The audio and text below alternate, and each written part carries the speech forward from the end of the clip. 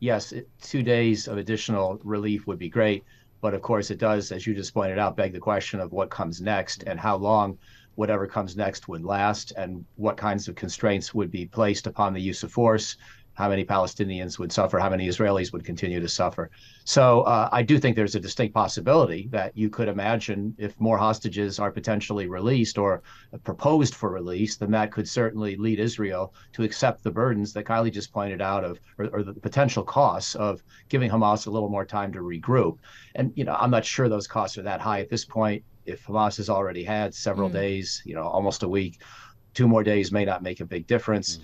So I think Israel, if it can get more hostages back, probably would be inclined to do this. And Israel's probably still refining what it wants to do militarily in the southern part of Gaza in particular, where we see there's been a debate with the United States about just what kind of force to use, whether to get close to hospitals and other such facilities, whether to use certain kinds of weapons or not.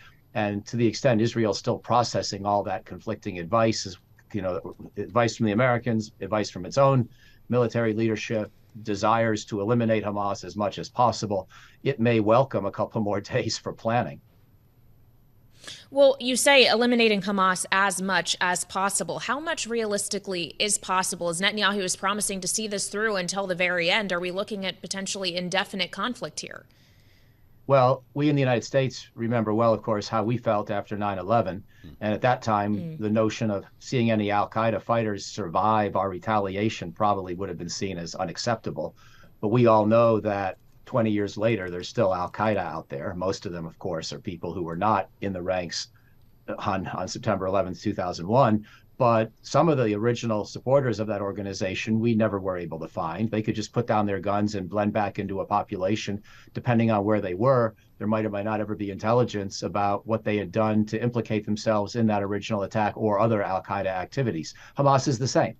The leadership, the top leadership, and those who crossed the border on October 7th, presumably Israel is going to work its very hardest and be willing to take some risks and pay some serious costs to get those people.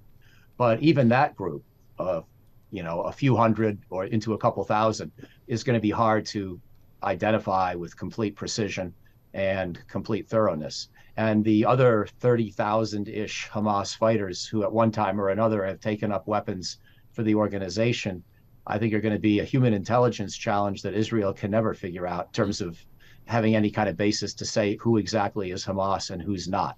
So if you literally take the idea of getting rid of every single Hamas fighter to its logical conclusion, you specify a strategy for a war that cannot be won, cannot be successfully accomplished, and will cause certainly huge numbers of casualties along the way. Israel's going to have to scale back from that ambition. They're going to have to focus on leadership, on the most lethal trigger pullers, on weapons caches, training facilities, major infrastructure, major command and control capabilities.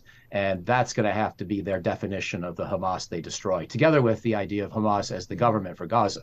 I think most of those goals are largely within reach. We know that Israel has been provided the names of another group of hostages due to be freed today. But Michael, I get nervous about headlines like this one that we're seeing from Hamas and a claim that the youngest of the Israeli hostages, we've been hearing a lot about it, a 10-month-old boy named Kiefer Bibas. His brother and mother, they say, are no longer alive. There was hope that those names would be in this batch provided to the Israelis today, Michael. If this turns out to be true, this is the type of headline that can change this conversation very quickly. You're right. And we obviously always want to bear in mind the very human and individual, costs of this conflict. And any casualty is one too many. But I have to say, at a level of military and strategic analysis, I'm surprised how many hostages apparently are still alive. Huh. And I would have thought that Hamas might have been trying to deter Israel's initial airstrikes and artillery strikes by putting more of the hostages near the likely targets of those strikes. So the fact that we are still in a world where a lot of the hostages are alive, to me, is hopeful. It's a silver lining of hopefulness in what's an enormous tragedy.